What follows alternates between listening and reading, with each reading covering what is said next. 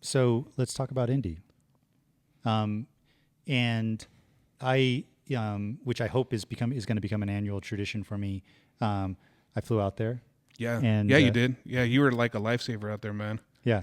And got to be a fan, got to see everything live. And let me say this. If you guys haven't had a chance, go subscribe to George's page, George Collins, and just type in like George Collins Drumline, and his page should come up. And look at the videos that he put. He put out a lot of great videos, you know. And I'll try to put links to his page and to some of his videos in the comment section on YouTube, so that way people could check it out. Hopefully, you can feel my fandom. Yes. Through the videos. Hopefully, you can feel the love. Yeah, we're trying to up George's subscriber level. Try to get him to that $1,000 threshold, or 1,000 subscriber threshold. Let's get monetized. Yes, so he can get monetized. You know, you get him a whole couple dollars for all his hard work.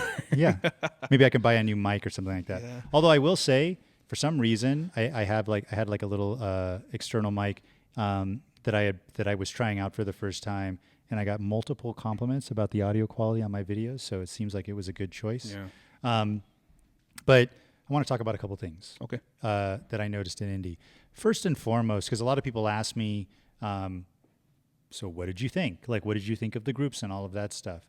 I will tell you that the thing that jumped out at me the most, right, was how groups were able to, what really jumped out at me was that there were certain groups that were not only, trying to overcome what this pandemic had done to all of us, not just with protocols, but also with a shortened season, right? Groups that were dealing with younger players, right? Groups that were dealing with brand new staffs, because staff movement happening since last season, or the last season that they had, right? I was really impressed with, and I didn't see everybody, but like with what the new staff at Genesis. Dude, that's what I was going to ask you, Genesis, man. The videos I saw of them, this looked like they were really throwing down. They were drumming. Yeah. They were drumming. And you could tell that they, a lot of really great work was being done there, and hopefully will continue to be done there, because those guys were absolutely throwing. Dude, we need to get Carlos Botello on here. That would be great. He's their drum guy, right? Yeah. Yeah. We need to Left-hand path drum book. Yes. And he's always throwing out videos, and dude, we need to get him on. He's doing a lot for the community, as far as like, putting material out there that a lot of kids can play and post videos of themselves playing. So, dude, and I want to talk to him like about Muay Thai stuff too, because I totally dig all that. Yeah. So who else do you got? Yeah. So Genesis was great. Colts. Yes. Colts was really nice. I had actually seen, somebody had posted a video of them, and I'm like, they sound pretty good on video, but you can't really tell until you get in front of them. Really loved how they were making the drums sound when I stood in front of them, and is a group that had some staff turnover, because Ben Piles had gone from there. He was there. Went to Mandarins. And then he went to Mandarins. So, and it didn't seem like they missed a beat at all. Crossmen. The thing about Crossmen that I really liked was how uniform the approach really seemed to be. Like, it didn't look like they had just been together for a month and a half. That was they had a pretty big line this year too, didn't they? They had a nice sized line, and they sounded really great in person. But more importantly, they sounded like really well blended. Yeah. And you could just tell, like, just from visually looking at how they moved to audibly, hearing what was causing dirt, where it was coming from. And for them, it was like, it was always in the neighborhood. It was always like, maybe just little things here and there, but in terms of like the ensemble presence and the ensemble sound, it felt very solid, and I really appreciate things like that. The flash and all of that stuff from like the bigger groups, which we'll talk about, is great. But when groups that don't get as much attention, are doing what I feel like is really, really good work, I feel like that should be acknowledged and celebrated. For sure. Dude, did you get to see Troop at all? Yeah, I actually got. There is a lot video of Troop. Troop is doing its thing, dude. And I always think they're one of the most underappreciated lines out there. Totally, because they're kind of seen as like a, maybe like a stepping stone to SCV, but they were playing this year.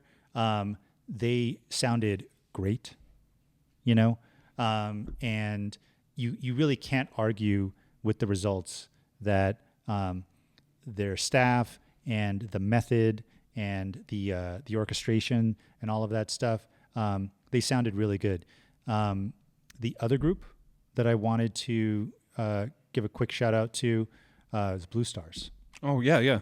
Well, you got the like a lot of the RCC indoor staff there, right? Right. So Rick Barkley took over that program. I want to say the season before the pandemic, 2019, yeah. Right. And started to sort of build something there, and then the pandemic happened. But this year, you could see that they took a noticeable step forward with regards to all of that. And I didn't know that Rick was going to be stepping into writing the battery book for RCC indoor. Yeah, that's going to be, which is going to be exciting. That's going to be exciting and interesting to watch. Yeah. But with this summer's with the Blue Stars line, you really got to see like a little taste of what's to come. With regards to him and how he likes to write and all of that stuff. But really, those guys were playing for sure. Those kids should be really proud of the level that they got to, over the season. So, shout out to all those groups that maybe don't get as much attention as they, as some of like the groups that score better, and maybe are a little bit more visible. But there's some really, really great stuff happening, and and hopefully, with that now even stronger connection between Blue Stars and RCC, maybe that'll cause some growth. There to happen. Yeah. They did that cool In the Heights show, right? Yep. Yeah. Yep. Yeah. And did you you got to see Cavaliers too, right? Yeah. Unfortunately, like you said, prelims got rained out. Yeah. It was actually like in the middle of Crossmen's warm up when they blew the horn and they were like, we're moving over to the stadium. Oh. I was a little bit worried about whether they would let us inside. Thankfully, we were allowed inside because it's pretty cavernous Did you do the inside of the convention center? Did you do these aren't the droids we're looking for to get in? The Yeah, Jedi trick? I was prepared to do that, but it wasn't an issue. Did you have some cash out to pay somebody else? Yeah, it wasn't an issue, but that was the day that I did get to see Cavaliers warm up. So I got a nice video of them warming up, and I will just say, Macintosh, like something that I can always count on is that I will be buying what Macintosh is selling with regards to something in his book. Yeah. And we talked a little bit, we talked about him, we talked about this with him a little bit when he was on, but it's never in a way that I expect. The thing that I really love about his groups and his writing is that it's always something that feels fresh and feels new. Like Mac has his things, right, that he loves to do, but part of that is also just, doing stuff that sounds, feels new and different, and this year's line was great. Cavaliers went with a more classic look, yes, right, with their uniforms this year.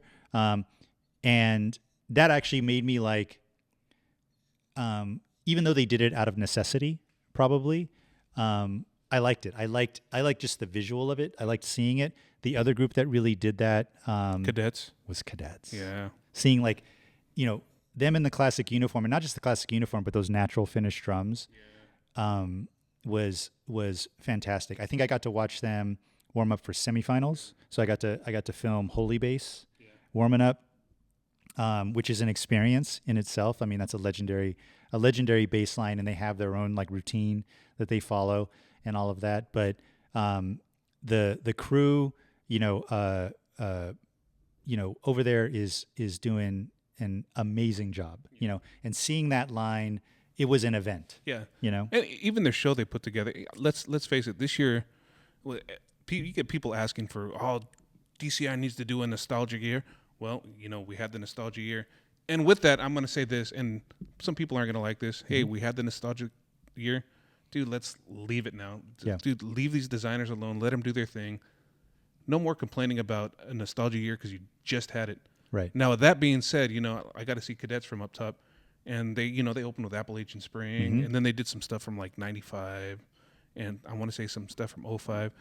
I forget what else they did in there too, but it was cool, man. I mean, it's like, and even the way they designed their show, I mean, they didn't go hardcore with props or anything. Yeah. But it was done tastefully, like you're going through your grandparents' attic and you're going through the chest and you're finding the remnants of what had been, and it was cool. Oh, they did the Moon Dance. That was their drum feature with the brushes and stuff, and then it's different and cool, Yeah. Yeah. And then, going back to Cavaliers, they did like a swing chart, and it's like I'm listening to that. It's like, dude, that's hard to do for marching percussion. Marching percussion, yeah. Because it's not your usual. It's right. It's out there, yeah. But they made it sound good. Yeah, and I only got to see them and hear them like from the side because they were on before us. They were in Indy, yeah. They were great. And I will just say, standing in front of Cadets, like on video, you don't get the sense of the power that Cadets plays with, but it's real. Like when you stand in front of them, you can feel it in your chest. Like, dude, even when the Corps has down years, the drum line is still money. Like, Tom, he's been on. He continues to do a great job with them. Dude, just the way he's able to evolve over the span that he's been with them is. Yeah, you're just in drum corps in general. He has a really amazing staff there. Alan is, I think, in his second year. Tom's kid, Alan, is in his second year teaching there, and you can see what he brings. It's all like really, really good stuff. So, the one group I forgot to mention, the Tomb. No, because I actually didn't watch the two groups. Two of the more sort of visible groups that I didn't watch were Madison and Phantom. It just didn't. It just didn't work out that I was able to get in front of them. But I did want to acknowledge Blue Knights. Oh yeah, I didn't see them at all. Were they drumming? They were absolutely drumming, and it's interesting because they were a group that didn't have to start over, but they did have to recover from Mike Jackson. Dude, that's a big identity turnaround, drumline wise, percussion wise for them. Absolutely, because Mike brings such a strong identity to any group that he works with, not just percussion wise, but visually, thematically, all of that stuff. So anytime when a group loses somebody like him, that's a big loss, right? And I'm sure that people not necessarily assumed, but wouldn't have blamed them if they took a little bit of a hit. And in my opinion, they didn't. Yeah. In my opinion, those kids and that staff, and I don't know the staff that is working there now, but I really liked it. I really liked how they played. I really liked what they were playing. I think that they were trying to hold on a tiny bit to keep some continuity with previous years with regards to maybe some of the style or of what they were playing, but they definitely didn't slide at all. Yeah, and that's good to hear. Yeah, that's great to hear. And I think that's what anybody would hope for any group. Yeah, when they end up having to install a new staff, and because that impacts recruiting, it impacts kids going there and going, okay, because a lot of times if a student tries out for Santa Clara, they have years and years of reference, right? Yeah. That they can study and go, if I want to go there, here are some very tangible things that I can look at and study before going there. Here's how I need to look. Yeah. Right. And here's and for a lot of groups, because they've had so much continuity with their staffs, it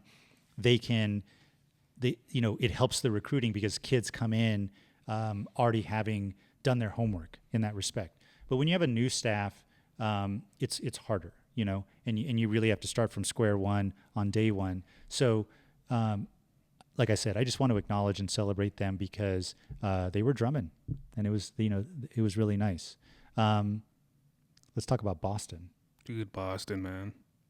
With my good friend Daniel Gutierrez in the quad line. Yeah. Yeah, I got to acknowledge that guy. I like Daniel. Like I always joke that we're cousins. We're not really cousins, but he's just a good overall dude. Yeah. And it was great to see him in his final year be part of a great line like they were. Absolutely.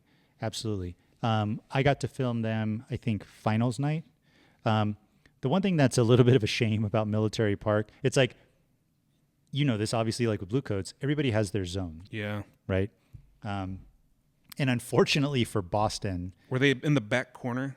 They were they were on the opposite side of the park from Bluecoats. Yeah. And facing the street. Yeah. And because, for them, the more successful you are, the later you warm up, right? And if you're not in an area with good lighting, it can be a bummer for people like me who are, like oh, not only you, trying to film lots. But, when I was there, like all the sponsors were there and everybody was struggling with trying to adjust their exposures and stuff like that on their cameras, trying to get some decent footage that wasn't grainy and stuff like that, because that line was drumming. Yeah. They, Colin has been there for a few years now, and they were fantastic, playing with power, playing with speed, like those bursts, those bursts of just like whoa, like that was fast, a lot of notes, a lot of flams, and just a really, really fantastic overall sound. Whoever tunes their snares, I don't know who it is, but their snare sound is great. Yeah. Nice and wet, but still like tight sounding. Really fantastic. So it was awesome getting taking time, and I'm glad I got to stand in front of them and watch them do their thing. I got to see them in passing, in the lot in Lawrence, India. Is it Lawrence? I could be wrong with the city name. Wherever we were in Massachusetts, Lawrence, Mass. Yeah. Mm-hmm. So I got to see them in passing, and you could tell they sounded good, and it was like nobody was there watching. It was like, man, that's like the perfect lot to be at, Yeah. So you could be just you and them just taking it all in. Yeah. But you talk about the lighting in Military Park. I feel like starting a GoFundMe to put like stadium lights in there. Yeah. Yeah. But not like the generator lights, because those generators are too loud, but just like right. They hardwired. They have a couple of them set up, but I feel like horn lines take advantage of that stuff. And I think where you struggle a little bit is when you're on the perimeters. Yeah. Perimeters of the park. And then you talk about bad lighting. So in 2019, Bluecoats has their zone on the opposite end of the park. Yeah. And there's like one light that's above that, and in 2019 that light was out. Yeah. So I'm like, all right, you guys had 2 years to fix that right. light. Right. So we get there, and guess what? That light's not fixed. And I even told Ryder, I said, man, they had 2 years to fix this. He's like, dude, that's right. That the light wasn't working in 2019. And then I'm like, dude, we need a zone with light, man. Man, dude, right. I want to get quality stuff. But they have their zone, and it's got to be under the tree. Yeah. And luckily, they do 2 runs of the show. They did one with the kid, which the kids, with the kid that Roger's playing, and then the second lot they do it just on their own. Mm-hmm. And for that second run, Roger's like, dude, let's move over so we get a little bit better light for some vids. And that's the one I was able to capture. So let's talk about that for a second, because year after year, one of the most epic lots in Indy is always the Bluecoats lot. That's like one of those, you want to get there early, you want to get your spot. Dude, finals finals night lot this year was fire. Talk about it. Yeah. So, dude, it's just, it's hard to put into words. I mean, it was great. And then, we talk about being on staff. One of the things that Roger and I talked about this year is because the type of work I do is kind of security type. So it's like, we joke, we play good cop, bad cop. So like in the lot, I got to be the bad cop and push the crowds back. So I'm like, I was moving people back, and dude, we had a lot of people there compared to the other lots. I mean, I want to say, did it look like the regular amount of people, or did it look smaller? It was, it looked like a good sized crowd. It was, regardless of that, it was definitely a really good size crowd. Yeah. Yeah.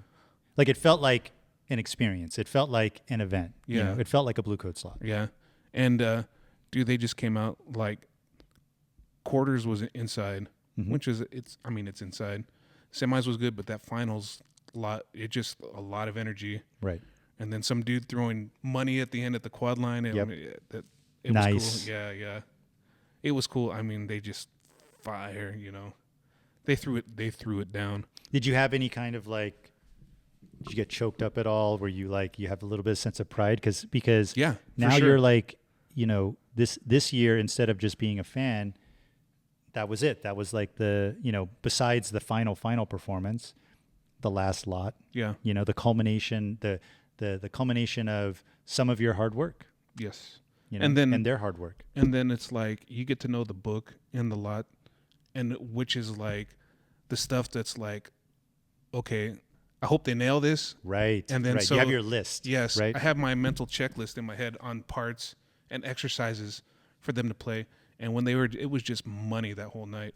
And I was very proud. I still am, Heck, I'm proud of every lot, It's a lot to get out there and drum at that high level like they did, Yeah. So. Yeah, like snares and tenors, they're worried about stuff being clean. But for the basses, it's parts need to hit. Just sound like one guy playing 5 drums. Right. Yeah. So yeah, that finals lot.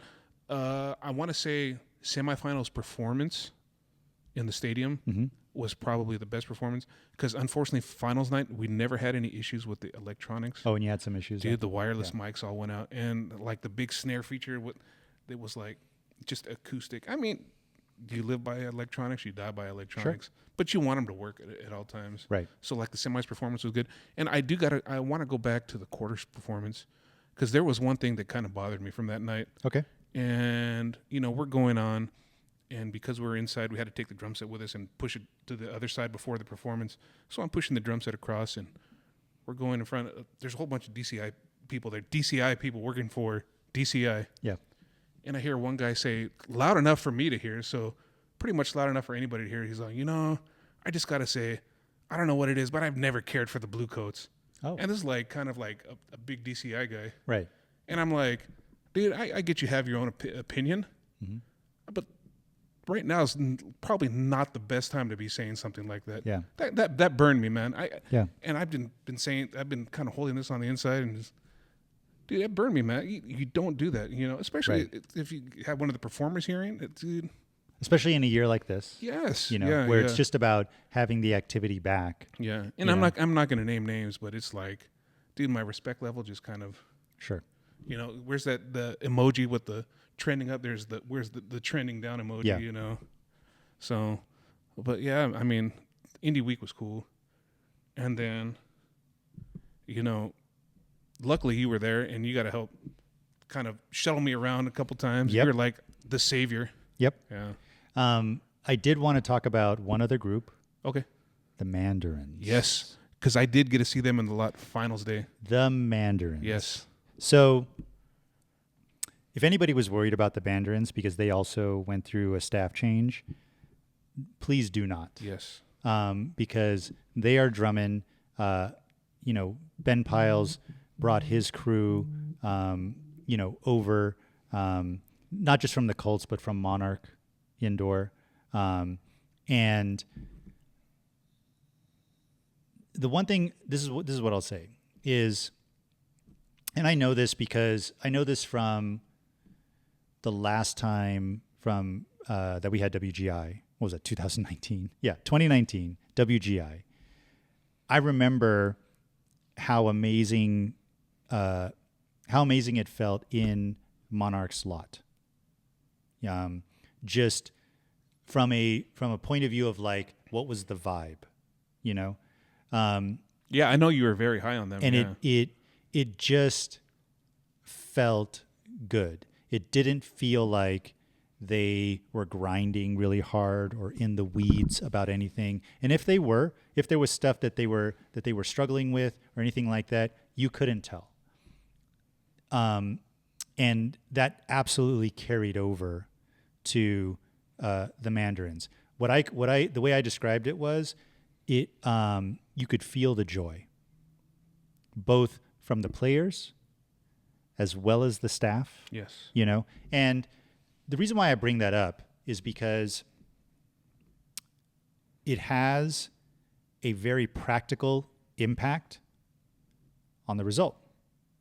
You know, we like to think that, you know, it's all about playing and focus and playing clean and working, you know, like working the stuff until it can't tick and all of that. But if you are neglecting what I would call sort of like the emotional experience that the kids are having, we've referenced it a couple of times with like sort of being hard on the kids, you know, and being like, come on, and, you know, and getting in their face and all of that stuff. They definitely did not have that vibe going for them, yeah. Right.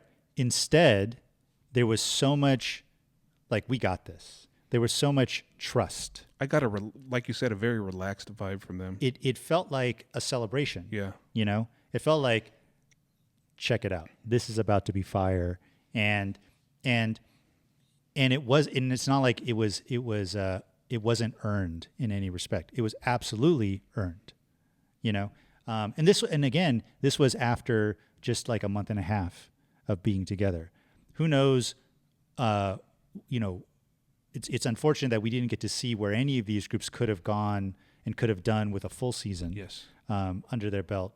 But I just want to, you know, acknowledge those guys because, you know, I've been on staffs where it's been difficult and where you get stressed and you're worried about so many different things all the way to the end, you know?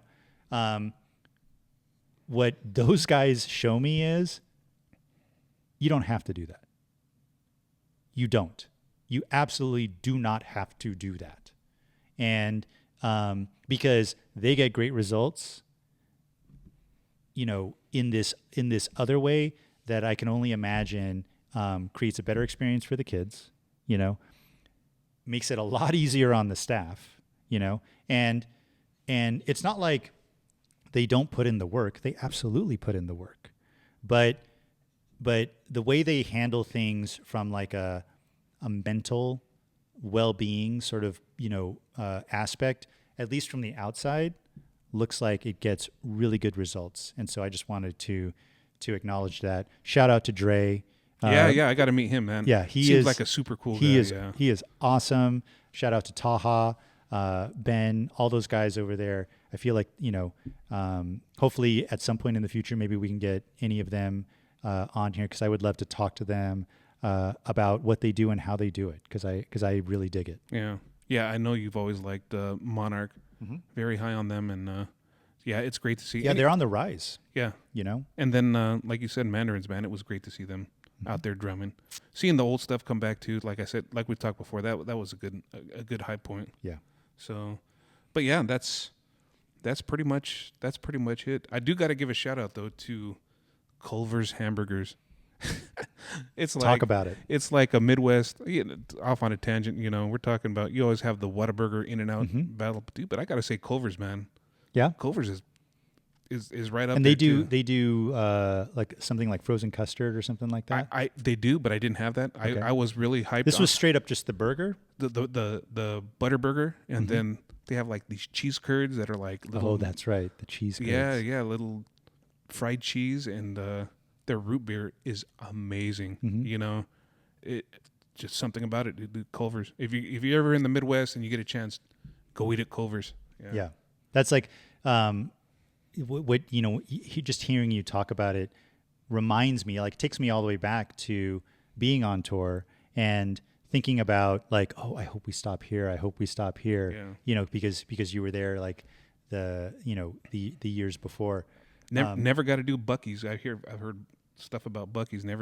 Still haven't gone there yet. So Buc-ee's is insane. Yeah. When we do the Drum Corps Coffee Shop RV road trip on tour, and we roll through Texas, we'll do Buc-ee's right. Buc-ee's, and we got to hit up Waffle House, dude. In all my years marching, I've still never done Waffle House. Mm-hmm. So we got to do all of that. Yeah, dude, we totally do.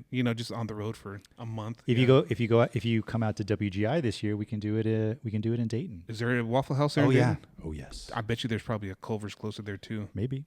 Dude, I gotta go to. That's it. I'm going to Dayton. I've never been, so I was gonna probably try to go 2020, but we'll go, dude. Now, when we go to Dayton, do we stay in a hotel or are we gonna do Airbnb? I mean, if anybody's got any recommendations, like for Dayton lodging, please drop us a comment or let us know. Because I know George has gone and he stayed in hotels, but I've never gone. Let us know. Is it better to do Airbnb or a hotel? So, yeah, usually like the way they're set up in Dayton is, you'll get these clusters of hotels, like all together, with a bunch of like food and stuff and bars and things like that around them. I've never done the Airbnb thing there. I figure that'd probably actually not be too bad of a way to go, because it's like a house or a condo with a kitchen and all that. Yeah. So you can eat cereal and stuff in the morning. But when we go there, we need to go to Dublin's. What's Dublin's? What is Dublin's? Tell me about this Dublin's. We discovered Dublin's at WGI in 2012 when I went out there with OCI, and we literally found it on Yelp. And it's like in downtown Dayton, I guess. And because they kind of have it's like whatever part of Dayton is like, has like an old town sort of feel to it. It's an Irish pub, and it's fantastic. Like the food, okay. Guinness gravy with made out of Guinness. Made out of Guinness. Huh. It's unbelievable. It is fantastic. So that'll be on our list when we go there. Waffle House.